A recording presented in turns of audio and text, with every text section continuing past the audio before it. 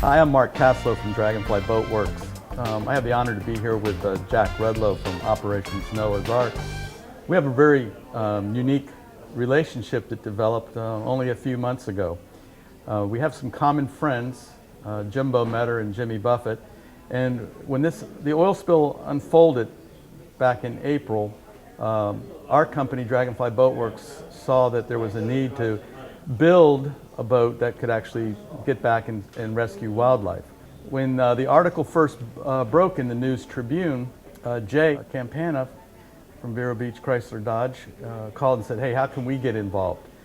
And I called Jimbo and I said, "Well, I have a friend here in Vero Beach that wants to get involved." And Jimbo Metter said, "Well, I've got a friend, Jack Rudlow, who would be great to raise some money for his operations." And so he explained it to me, and I got Jay and Jack together, and Buffett was all excited about it because we were bringing a lot of attention to the environment and we were doing some really good things.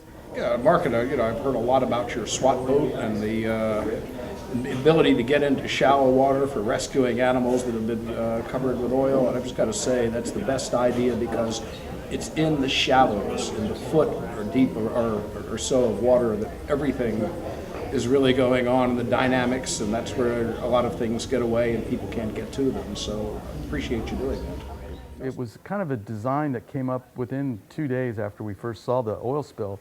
We took one of our hulls, which is a 17-foot boat, and we sketched it out to where it had a big flush deck, it had a big cleaning table where we felt that the people could rescue the wildlife and put them on the table, and then plus it had a canopy. And we built a misting system into it. Yeah. So then I went back, I changed the sketches, and we started to build the project. Then when it got to the point where we were going to take the boat out and deliver it, we ran into another barrier where we found that we thought we could just go out and rescue wildlife. Well, the long and the short of it is you couldn't just do that. We were being blocked by certain regulations and laws and whatnot.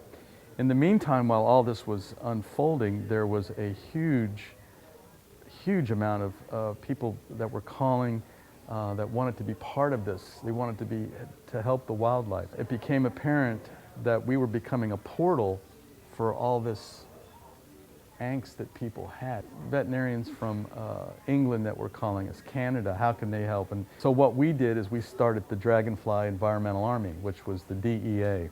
We called the boats SWAT boats, which was the Shallow Water Retention Terminals.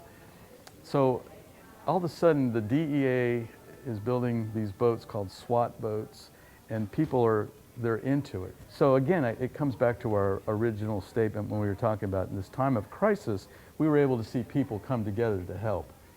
It wasn't this huge government movement that did it.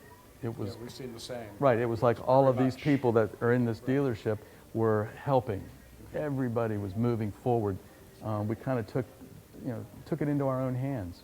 So that made me feel really good, and we're still building the SWAT boats, and the DEA is still strong. It was a great message. It was a message that people got together and they helped one another. And again, it was can't say enough for Jay and his company for rallying his customers and all his people to help out. So again, Yeah, thank you for everybody.